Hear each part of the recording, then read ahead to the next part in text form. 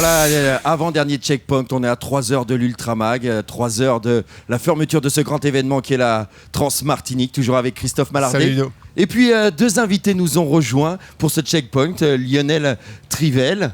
Bonjour. Bonjour à tous, bonjour Ludo, bonjour Christophe. Et certainement l'un des cuistots les plus connus de la Martinique, on a Gaby Martinon.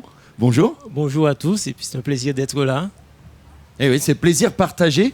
Alors, Christophe, peut-être un petit mot avec d'abord Lionel qui fait du plaisir. C'est assez rare d'avoir un garçon de sa trempe, 5e la saison dernière, qui vient nous rejoindre. Ouais, on le remercie. On remercie Lionel d'être venu parce que Lionel vient nous raconter un échec. Voilà, c'est pas, ça arrive. Ça fait partie de l'ultra. Il a dû renoncer hier au François. Qu'est-ce qui t'est arrivé, Lionel ? Je pense comme la plupart, comme beaucoup de monde, un gros coup de chaud. Une grosse fatigue, une préparation un petit peu en dents de scie.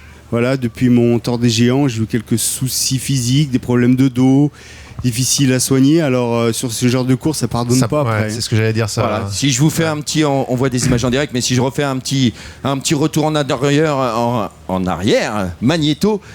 Il a enflammé la course du Tort des Géants. Il a fait près de 2 Tort des Géants, 330 km, 24 000 mètres de dénivelé positif. Lionel Trivel, qui avait fait déjà une bonne performance la saison d'avant, décide de partir en tête. Et puis il fait près de 200 km devant. Même 280. Voilà, 280. 2 fois la Transmartinique. Et d'un seul coup, le surnom que je lui avais donné l'année d'avant, le hamster, prend tout son sens. On le retrouve à 280, très très gonflé. Il est stoppé par les médecins qui lui disent non, il ne peut pas continuer. Il dit si, et si je dors un petit peu, est-ce que je pourrais continuer ? C'est ce qui se passe. Oui, en fait, les médecins m'ont arrêté parce que j'avais des problèmes au niveau des urines, j'avais une température corporelle de 35 degrés. Ils voulaient m'arrêter, moi j'ai dit non, j'irai au bout. Alors en fait, ils m'ont arrêté pendant 16 heures. 16 heures. Il jouait la gagne, il l'arrête 16 heures et il termine. Donc voilà. Après derrière, ça a été un petit peu dur. J'ai terminé 33e. Pendant ce temps-là, j'ai ma petite femme qui me réconfortait. Donc, toujours importante. Hein. Oui. Ouais. Mais c'est des bonnes expériences. Après, on en tire du positif. Et moi, si je t'ai fait venir aujourd'hui là sur le plateau, j'ai juste une image qui m'a attendri, qui m'a fait plaisir parce que entre les checkpoints, on va sur la ligne, on va essayer d'aller voir un petit peu les coureurs, ce qui se passe, on va récupérer des coureurs. Et ben il y avait Lionel qui était là sur la ligne avec sa femme pour applaudir tous ceux qui allaient arriver, pour sentir. Et c'est ça qui m'a plu avant tout, c'est le fait que tu sois venu, t'es pas rentré dans ton coin et tu continues la fête. Bah oui, je pense qu'on est des passionnés. Hein. Moi, je suis admiratif. Hier, j'avais les larmes aux yeux quand j'ai vu mon ami Antoine arriver. J'étais dans mon canapé, fracassé. Voilà, je vous regardais tous. C'était une belle émission et c'était très émouvant. Et je suis autant ému en regardant les gens qui arrivent. Voilà, parce que je sais par où ils sont passés. Je sais aussi par les émotions qu'ils ont eues. Donc voilà, je suis admiratif que ce soit du premier jusqu'au dernier. Et puis ça redonne du sens. Moi, je sais que j'apprécie énormément de faire ça aussi, de me poser un peu avant l'arrivée, parce que ça redonne le sens du travail. Pourquoi on est là et pourquoi on le fait. Parfois, quand on est dans l'élite, on pense à la performance, au résultat, et puis on se rend compte que tous les coureurs ont un challenge et on se raccroche en disant bah ouais, c'est pour ça que je suis là, c'est pour ça que je m'entraîne au quotidien pour revivre ça. Et ce que dit Lionel, je pense que beaucoup de personnes le vivent. Et puis il y a du monde sur la ligne d'arrivée à suivre toutes les arrivées. Il reste à peu près 35 concurrents et voilà, c'est des émotions très très fortes. Ouais, on pense bien à eux, hein, ces 35 concurrents qui souffrent de la chaleur. Gaby Martinon, comment ça s'est passé ? Vous êtes arrivé il y a quelques heures maintenant. Oui. Une passion que vous transmettez aux jeunes, c'est la cuisine. Est-ce qu'il y a un rapport ? Voilà, excusez-moi, on va passer directement à Yannick en direct. Place au direct avec Yannick, tu m'entends ? Jean-Louis et Patrick sont en train de passer actuellement la ligne d'arrivée de la Transmartinique. Comment ça va, Patrick ? Un peu mal aux jambes, mais ça va bien. Tu viens d'où alors ? Tu viens d'où ? Bordeaux. De Bordeaux. Voilà. Ok. Alors, tout ça en marchant ? Tout. Non, en courant. Un peu à la nage quand même, pour rejoindre la Martinique. Non, en avion pour venir à la Martinique, bien sûr, mais autrement. C'est quoi le moment que tu as trouvé le plus difficile ? Alors la première partie, le premier, je dirais marathon. Ok. Très dur, très physique et très technique. Hein. Ok. Les cordes, les descentes, le gras, la boue. Mais par contre, un seul truc, c'est moi un grand bravo et un grand merci à tous les bénévoles qui nous ont toujours accueillis avec le sourire, qui nous ont motivés même dans les moments les plus durs. C'est vraiment une grosse équipe. Apparemment, ça a été très dur pour toi, Patrick. Hein. Non, ça va, je termine bien. Allez, merci beaucoup. En tout cas, félicitations. Vous savez quoi, je vais vous emmener parce qu'il y a quelque chose d'assez formidable aussi. On a remarqué que le coin des soins était situé de ce côté-là, en fait, de l'arrivée en fait, de la course de la Transmartinique. Et je vous ai montré tout à l'heure, là où devait se dérouler un tournage de Grey's Anatomy, il y a quelque chose d'assez sérieux. Certains n'ont pas pris le départ, n'ont même pas couru du tout d'ailleurs sur cette Transmartinique, ni le Trail des Caps, ni non plus le Défi Bleu. Et pourtant, ils sont en mode soins intensifs. Regardez, c'est notre monteur, il est magnifique. Notre monteur qui profite des soins. Alors, regardez bien, c'est les chevilles qui ont gonflé, c'est exactement ça. Ouais, c'est ça. Un accident auquel on est habitué, notamment en télévision. Les égos se déploient, les chevilles enflent. C'est normal. C'est normal. Est-ce que ça va aller pour toi ? Ouais, mais il va falloir que je prenne un peu plus d'humilité et voilà, mais après ça devrait passer. Il passe son temps à monter et là il doit descendre la pression. On revient en studio avec toi, Ludo. Merci Yannick. Alors bien sûr, une constante, ces remerciements, Gabi, aux bénévoles qui sont juste exceptionnels. Extraordinaire. Si je vous dis hier soir, à 1h du matin, il y a une dame qui m'arrête sur la route pour m'offrir un verre d'eau et des tablettes de chocolat. Elle était là en train d'attendre les coureurs qui passaient. Alors quant aux bénévoles, c'est je suis admiratif. Être là avec nous, nous offrir un petit quelque chose pour nous réconforter, parce que bon, parfois on est un petit peu fatigué, déboussolé, et le petit mot gentil qui va nous redonner le bon au cœur pour repartir. Gabi, je vois déjà sur le polo 3 étoiles, c'est 3 étoiles de chef. C'est 3 étoiles, 3 participations consécutives à la Transmartinique. C'est une histoire qui a commencé comme ça, avec des amis. Et puis je me suis embarqué dans cette aventure et on s'éclate. On s'éclate parce qu'on prend du plaisir, on se fait des sorties de fou. Tout le monde nous dit mais vous n'avez pas besoin de faire des sorties de 12 heures. On s'éclate. Et en même temps, personnellement, j'ai découvert autre chose. Je découvre la Martinique différemment. Et ça, je suis allé à des endroits où je n'aurais pas fait du trail. Je ne serais jamais allé. Alors ça aussi, c'est très intéressant. Est-ce que tu dis, Gabi, on laisse place au direct? Ouais, on place au direct, on vit ces arrivées avec un grand hommage à tous ces coureurs qui ont pris le départ samedi à 3h du matin, bien sûr. Et on rencontre des gens extraordinaires aussi, des gens qu'on ne connaît pas pendant la course, avec qui on va échanger. C'est très, très... Au niveau de la communication, au niveau de l'amitié aussi, c'est important. Vous qui êtes connu dans le monde de la cuisine, Gabi, on est regardé par énormément de personnes dans toute la Martinique, dans toutes les Caraïbes, en Afrique. Quel mot vous avez envie de leur dire pour venir visiter l'île ou courir sur l'île, comme quoi tout est possible? Déjà découvrir l'île. Et puis on va à des endroits où il y a, hier soir, enfin je le dis parce que hier soir c'est ce que je vivais, je me suis arrêté pour cueillir des petits fruits, des fruits que je n'avais pas vus, ça faisait quelque temps. Alors on découvre tout ça, on découvre le sport, on découvre la Martinique, et puis on découvre les choses qu'on ne voit pas au quotidien. C'est une source de créativité, la course à pied, pour toi?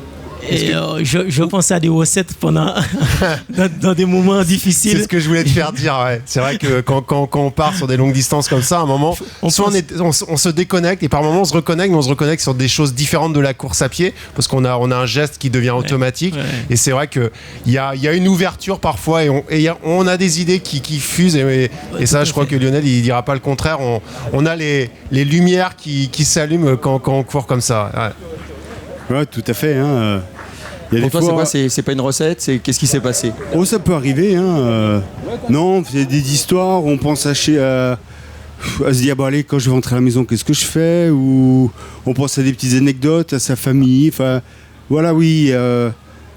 Les sujets viennent comme ça. Parce que là, on a le temps. Gabi, c'est combien de temps aujourd'hui? Combien de temps vous avez mis pour réaliser ces 138 km? 34 heures, je crois.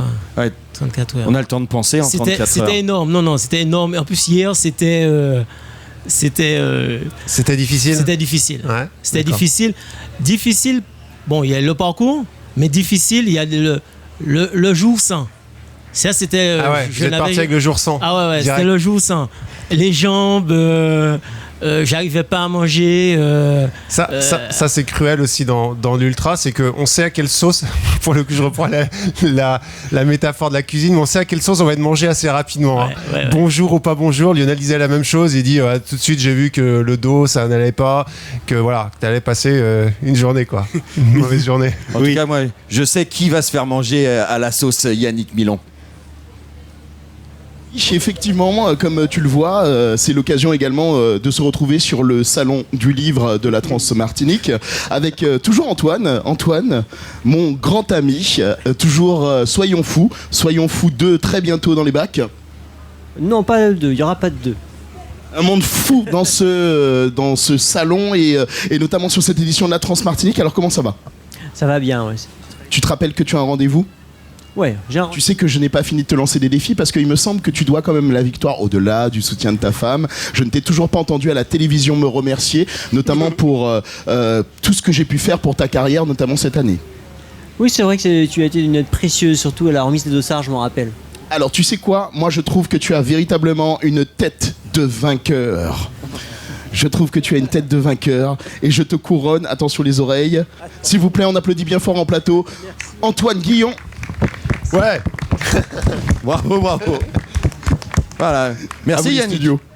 Voilà, bien sûr, Antoine Guillon qu'on retrouvera sur l'Ultra Mag ce soir à 19h, mais je suis sûr que vous serez derrière l'antenne pour nous suivre. Et qui est là pour partager, parce qu'Antoine c'est quelqu'un qui partage sa passion, il a son livre et il le propose, et puis surtout voilà, il s'installe avec sa petite table à côté de Woody Greco aussi, voilà, ça c'est des vrais passionnés de course à pied qui écrivent. Des figures. Voilà, des figures qui écrivent mais qui prennent aussi le temps d'échanger avec eux, et n'hésitez pas à venir sur l'arrivée pour discuter avec eux, ils sont tout à fait abordables et vous pouvez aussi découvrir leur univers. Ça me fait penser, ce matin, on avait la chance sur le morning d'avoir Florent Bouguin et qui nous disait « Moi j'ai suivi Lionel Trivel, il parlait de toi, j'ai suivi Antoine Guillon, j'ai suivi Eric Claverie sur les magazines et j'ai eu la chance de courir avec eux et d'être avec eux et c'était important alors que pour moi il a le même niveau que vous, mais... C'était beau compliment et là, c'est aussi la possibilité de ce sport, quel que soit son niveau, de tous se côtoyer et ça doit rester comme ça, Christophe. Ça c'est sûr, mais ça reste comme ça. Je crois qu'il reste beaucoup de simplicité, même si le trail devient très très populaire. Et on voit sur l'événement de la Trans-Martinique qui d'année en année monte en puissance, mais ça reste quand même avec des champions abordables, des champions qui partagent le même gymnase sur la ligne de départ, qui reviennent. Enfin voilà, c'est vraiment sympa et très convivial. Et pourvu que ça dure, et moi je crois que j'ai bon espoir que ça dure longtemps. Ouais, à nous tous de faire en sorte que ça reste comme ça. J'ai aucun doute. Par contre, j'aimerais prendre un pari aujourd'hui avec Gabi, c'est que pour la 3e année, pour le retour sur le plateau l'année prochaine en 2015, il nous ramène la recette auquel il a pensé cette année. Pourquoi pas ? On prend le pari ? Pourquoi pas ? Vous savez lequel ? En plus, j'étais en train de me dire, hier, pendant la course, nous étions 2 à être dans la galère. Un ami qui a abandonné justement... il a abandonné à Cœur-Bouliki et enfin, on a mangé que des pâtes et du riz. Et j'étais en train de me dire, mais c'est vrai, en courant, est-ce qu'on pourrait pas, je vais peut-être proposer au président, est-ce qu'on mettrait des légumes locaux, consommer peut-être plus de légumes locaux dans l'alimentation qui, au niveau du transit, au niveau de la réception du corps, même si ce sont des féculents, mais ce serait peut-être plus réceptif mettre de la saveur, ouais. De la saveur. Faut en parler avec Christophe. Christophe, c'est important. C'est vrai que souvent les jours d'avant, on dit pâtes et riz pour bloquer un peu le transit et puis que garder des sucres lents. Ouais, alors ça c'est une fausse légende, pâtes et riz la veille, c'est pour ça que je veux... ça barbouille surtout le transit. Ouais. Alors il faut le faire parce qu'on fait le stock de glycogène, c'est-à-dire on prend notre carburant pour la course, mais qu'on continue à approvisionner tout au long de la course, ça sert à ça les ravitaillements, ça sert à ça les féculents. Mais alors il faut en manger à bonne quantité parce que trop de féculents et que des féculents, et on a un transit intestinal qui devient assez délicat et au contraire ça peut être source d'échec. Ouais. Lionel, je reviens vers toi. 2014, ça se termine pour toi. C'est quoi tes projets en 2015 là ? Alors là maintenant, c'est un peu de repos. Ça va faire du bien, comme on dit, recharger les batteries. Retourner chez nous, il y a 10 cm de neige et du froid. Tu habites où Lionel ? En Auvergne, petit village qui s'appelle Issingeau. C'est entre Saint-Étienne et Le Puy. Voilà. Donc là pour l'instant, il y a de la neige, on est bien. Allez, on va retrouver, je crois, en direct Yannick qui a quelque chose à nous proposer. Non, une petite question d'ailleurs sur le plateau qui arrive, parce que forcément on a vu qu'on avait affaire à notamment des experts en matière d'alimentation, d'équilibre, de diététique.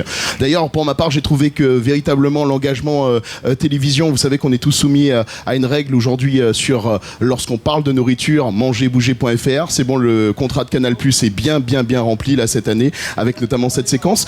On nous pose des questions sur le colorant E222 et le 323, notamment qu'on peut retrouver dans certains jus de fruits. Est-ce que justement au niveau des glycogènes et au niveau du E227, est-ce qu'on peut avoir des réponses sur ça? Les consommateurs sont inquiets. Eh ben, je suis pas technicien à ce niveau. Eh ben, on va. On prend pas de jus de fruits, on est à l'eau plate, on est vraiment fade. Ouais, donc c'est pas un souci, hein. Nous on est tout dans le naturel, tu le sais bien Yannick. Et on a des bons fruits en Martinique pour faire des bons jus. Ok, 5 fruits et légumes. Mais il faut les manger les fruits, hein, on a bien précisé. En tout cas, messieurs, Lionel, Gabi, Christophe, merci à vous, merci d'être venus passer un peu de votre temps avec nous ici sur le plateau de Canal Trans Martinique. Je vous dis à dans 1 heure maintenant pour le prochain Checkpoint.